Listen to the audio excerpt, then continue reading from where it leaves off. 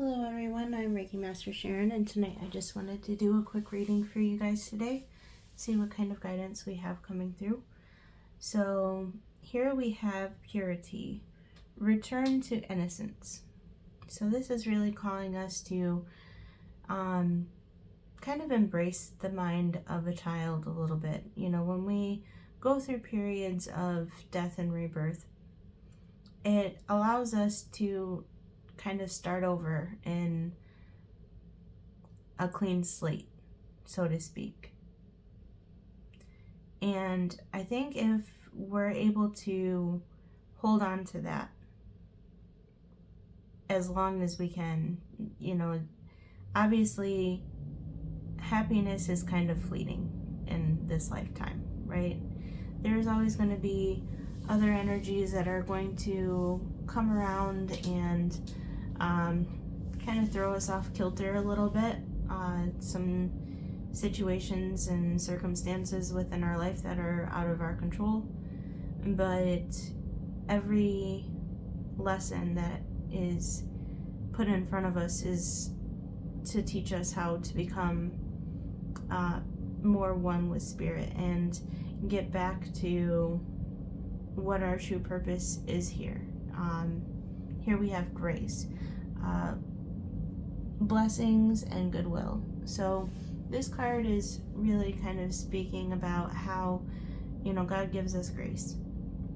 And we should also strive to give grace to other people in other situations. You know, a lot of times they say that people who are hardest to love they need it the most, right?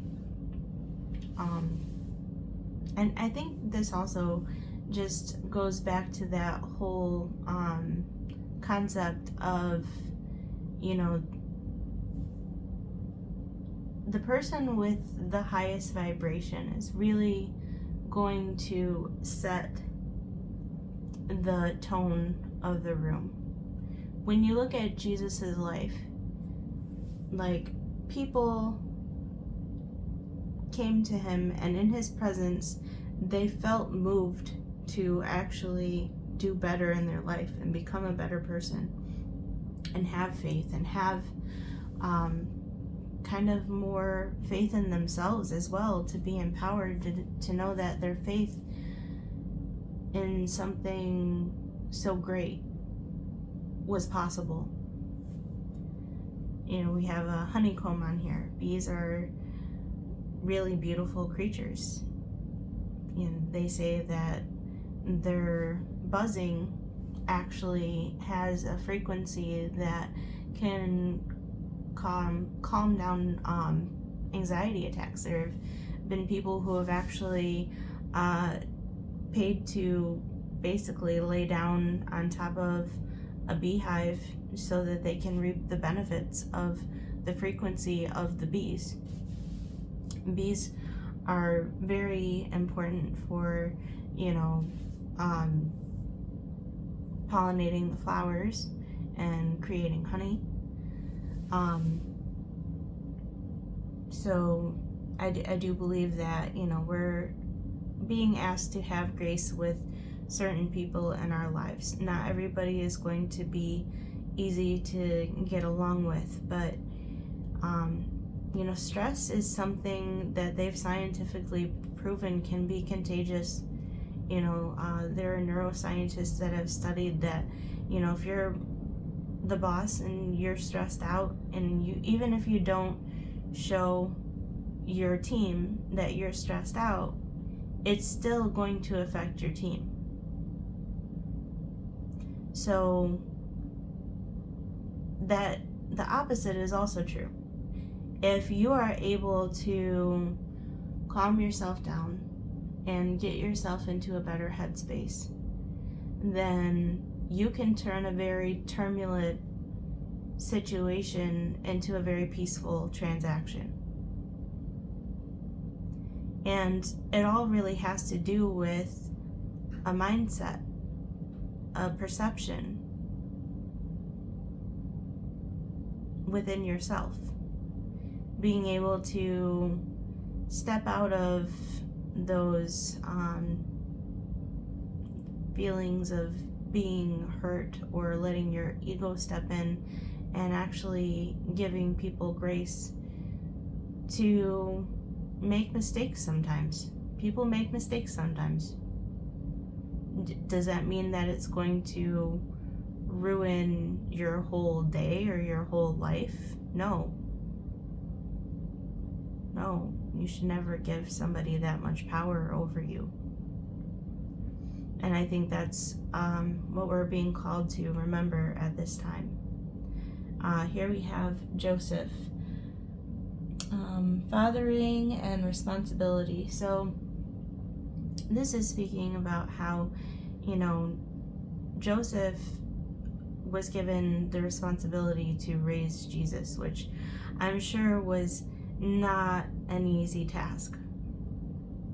But it was something that he did gratefully, knowing what a blessing Jesus was to all of humanity. He was the one that was actually able to raise him to become, and he became this great man that we still look up to today. And I think that's a beautiful thing, that Joseph was able to accept and love Jesus and his mission in this life. This card kind of also refers to soul contracts. So this is calling us to remember that we have different soul contracts with different people in this lifetime, and those soul contracts we've made before we've even gotten here. And in fulfilling those, we basically work our way towards becoming closer with God. So we really need to look at every interaction and transaction that we have in our life as a way to learn and grow from it.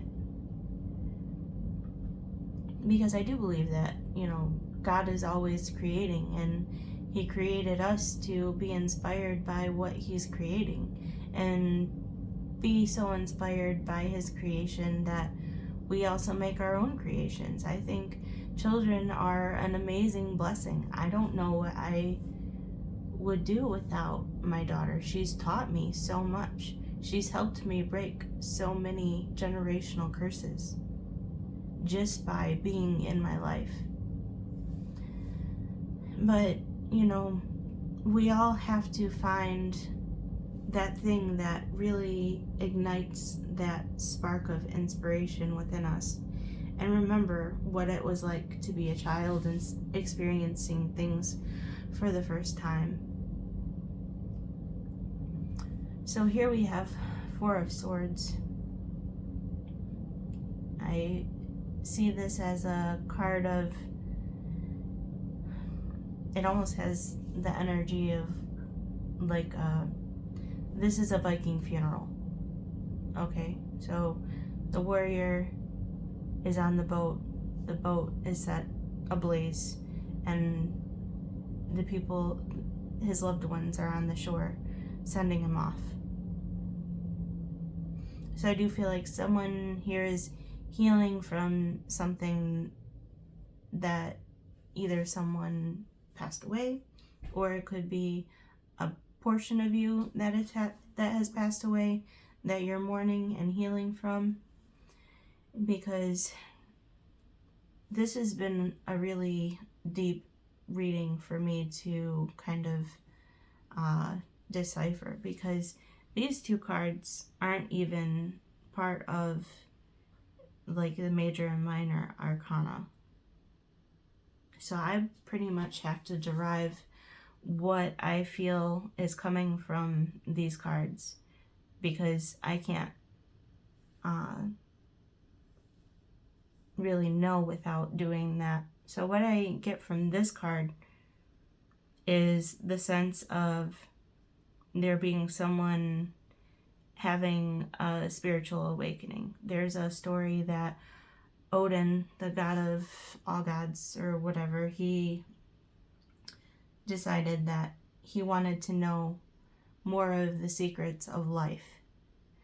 And so he went to the tree of life where the three fates were, and he hung himself from the tree of life to gain more knowledge of everything and how it works and how people's fates are woven.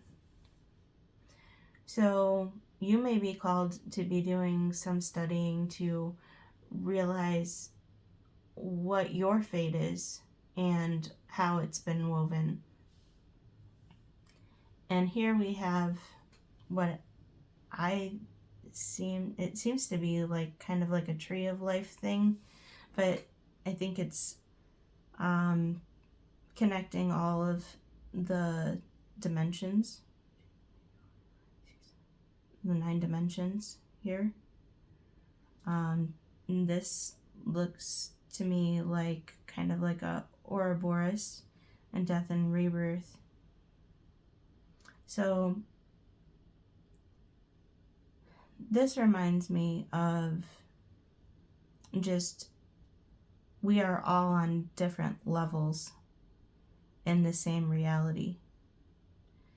You could meet somebody who's on a higher plane than you, and you may not completely resonate with them, because if you're in a lower vibration, it's almost like being in a different dimension.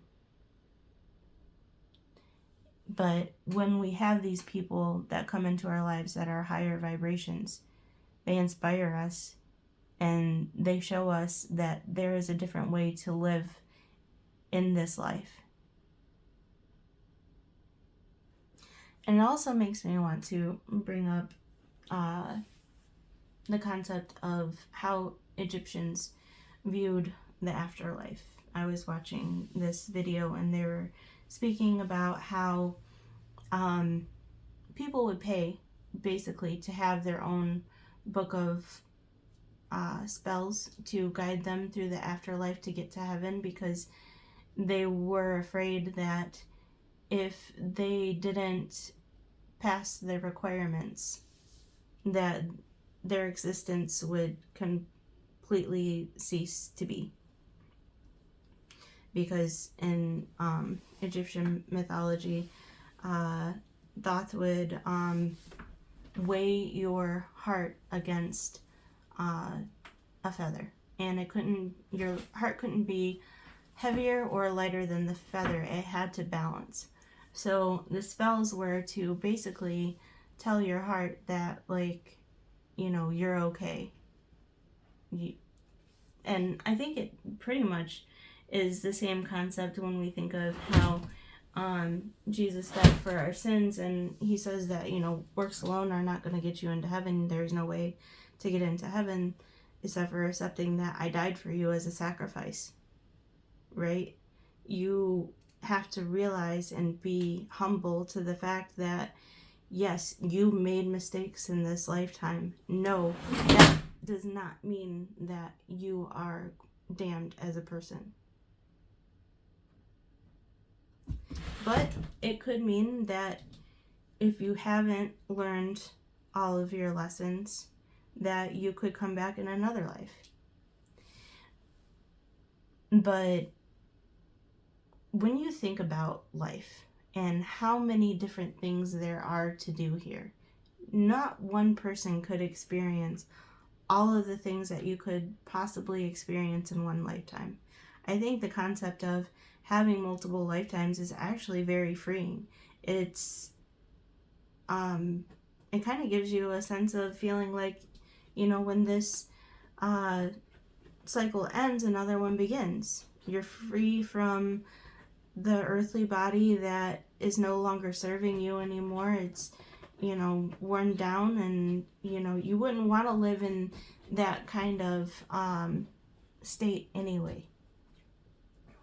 Like, have you ever watched a loved one pass away and you were just like, man, they're in so much pain, and once they pass, you're like, you know what? I'm kind of glad. Oliver, will you stop? I'm kind of glad that they're out of their misery, because that has to be a miserable way to live. Nobody wants that for somebody that they love. I actually seen a nurse that was like a hospice nurse, and she was talking about how she had a client that she felt spoke to her after he passed away, and was just like, hey, if I would have knew that it was this great, I would have not had so much fear. And our oh goodness, Oliver. So I guess there must be a lot of he must feel a lot of energy coming from this reading as well. So I'm gonna try to speed this up here, but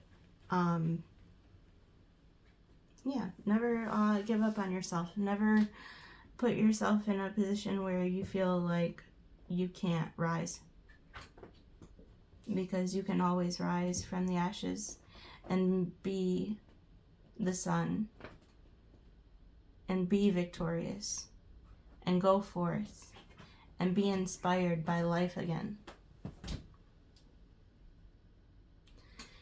So I'm just gonna do a couple message cards to wrap this up, because Oliver is acting crazy and I don't want him to attack me anymore. Will you stop? Will you stop it?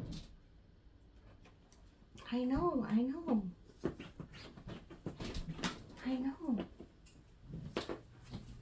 Okay.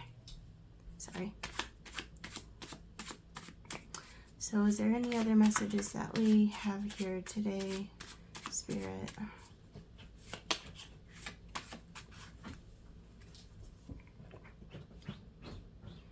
We have Aries reversed. So to me, that means that we're coming to an end of a conflict.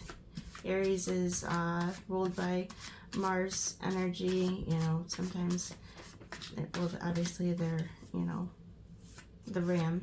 So sometimes people can be stubborn, like the bull, right? And then we have Leo in reverse. So I feel like a conflict is coming to an end, but someone's being stubborn because they're not feeling the confidence, and kind of getting like a cowardly lion feel from this.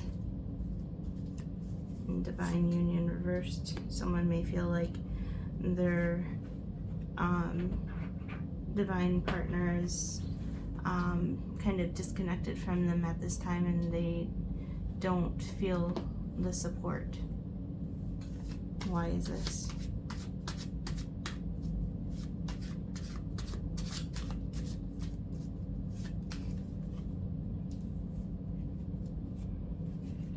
Because someone needs to go within and find the stairway to heaven, and this is their karma. This is how they find justice, and they need to listen to their inner guidance and wisdom, the Hermit, Hermes,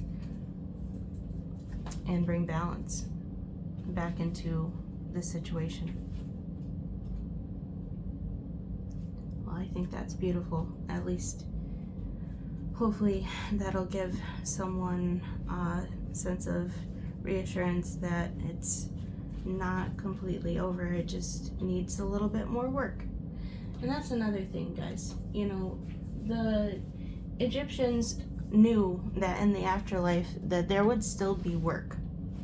You didn't just die and then there would not be work. You go to the field of reeds, but you would still continue doing something that you loved doing, that you were inspired to do. And I want you to understand that there will always be work. You have to decide what you're going to put the work into. Are you going to put the work into bettering yourself, or are you going to put the work into being lazy and letting yourself self-destruct. Because essentially, when you choose not to do the conscious work to make yourself healthy, you're going to end up having to do a lot more work to reverse the consequences of that, because there is a balance that we have here in this physical realm that needs to be maintained for us to be healthy and prosperous. So you get to choose what kind of reality you want to exist in.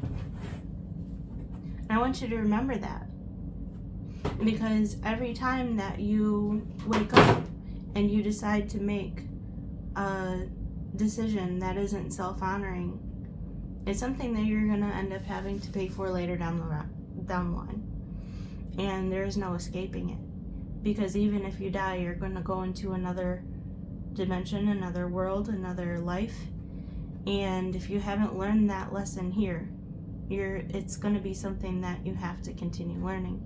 Heaven on earth can only come if you can find that mindset. And it may take some time to hold that frequency, but it is very possible. Actually, I think that is the biggest